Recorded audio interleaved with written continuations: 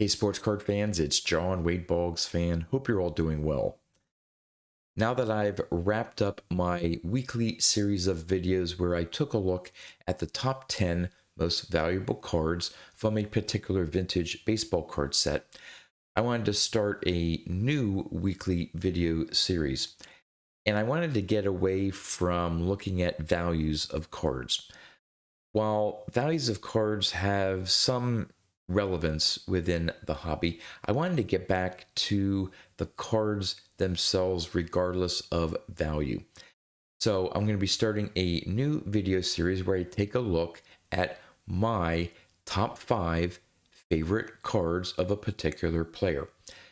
So I started off with a list of 38 Hall of Famers, and these are players that have a rookie card between 1948 and 1980. And to round things up to a nice 40, I added 2 non-Hall of Famers because it's my list and my prerogative. I added Pete Rose and Thurman Munson. So my initial run of weekly videos will contain 40 players, 38 Hall of Famers, and 2 non-Hall of Famers. Now, the cards that I'll be looking at to decide which are my top 5 favorite, I'm going to be going to their PSA Basic Registry set, the cards that are in that checklist. So it could include like a 49 Leaf card, Bowman, 63 Fleer, and the Topps issues. I'm not sure. I have to look at some of the player registry basic sets for later players in the vintage era. Let's say an Eddie Murray, Nolan Ryan, Ricky Henderson, that have cards into the 80s and into the 90s. I'm not sure if their PSA basic player set will include cards from Flair and Donruss. If they do, those would be ones that I would consider as part of my top 5 favorite. Now, I want this to be hopefully a fun set of weekly videos, but I also want it to be interactive with all of you. So as you look through my top 5 favorite cards of a particular player, would love to know in the comments what your top 5 cards of that player are. And then next week, I will do a recap, sort of combine all the numbers, do an analysis, and find out which 5 cards that you think are your all favorite cards of that particular player. So I put a random wheel together of all those 40 names and spun the wheel, and the first player that I'm going to be doing my 5 favorite cards of is Bob Gibson. And at the end of this video, I'll spin the wheel again and find out which player I will be taking a look at for next week. So let's get to my list of my top 5 favorite Bob Gibson cards.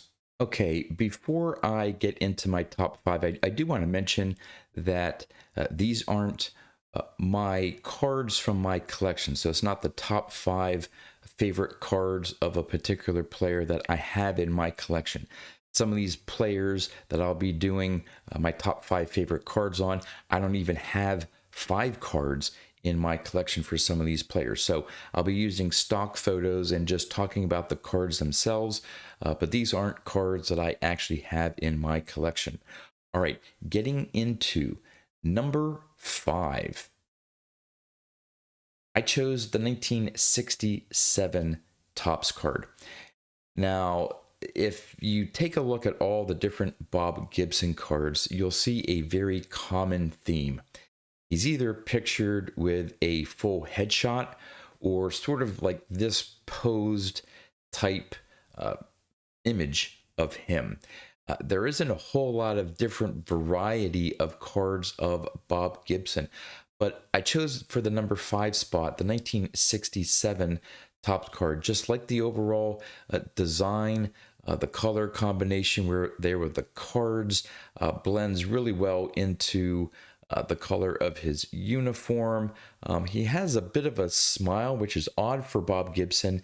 In a lot of his cards, he has a bit of a smirk or a smile, and that's something you never saw when he was on the mound. He was all business when he was on the mound, and I don't know if Topps purposely chose not to have those types of pictures of him just like staring down the batter on the card, and wanted him to smile. I'm not sure. But from the number 5 spot here, I just like the overall look, the simplistic look of the 67 design. So this one came in at number 5 for me. At number 4, a somewhat similar picture. Again, it's a posed look. I chose the 1965 Topps card. Love that red banner design for the 65 Topps set. Of course, they match the color with the team colors. The Bob Gibson in the yellow. Just again, it's just a visually appealing card to me. I sort of wish he had, maybe in this photo here, a more stern look. Again, the tenacity that he had on the mound. You sort of get a sense of it in this card. Love that St. Louis hat. So this one came in for me at number 4. All right, at number 3, this is probably the best or closest action image of Bob Gibson, and he's only even just preparing to get on the mound. It's not actually him throwing the ball, but if you look at all his cards in at least from the PSA registry set cards that I'm looking at, this is the closest you're going to get to an actual action shot of Bob Gibson. So that's why I chose this card at the number 3 spot. At number 2, this may surprise some of you, but at the number 2 spot, I chose his 59 Topps rookie card, the Pepto-Bismol rookie card, as it is known for that pink background. I have to admit, while it's his rookie card and probably for a lot of you may be your number 1 card for Bob Gibson, it's not my favorite, which is why I put it at number 2.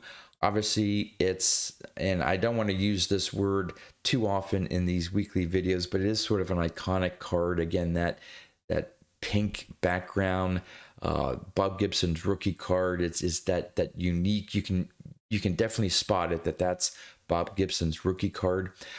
He's really smiling in that. Obviously, he's really young. It's his rookie. I like how it does have Robert Gibson autograph, facsimile autograph there. I do like the overall design of 1959 Topps, so it does rank at number 2 for me, but it's not my most favorite card of Bob Gibson, but certainly one of his most important cards for a lot of hobbyists, being his rookie card. So the card I chose as my top favorite Bob Gibson card is his 1960 Topps card. Love that parallel design, the 2 images, the color combination. You sort of see a little bit, I talked about that tenacity. That's not really a smile there. You can sort of see the seriousness he has as a pitcher. And of course, on the left-hand side, that black and white image, again, not quite an action image, but that's closer to the beginning of his windup.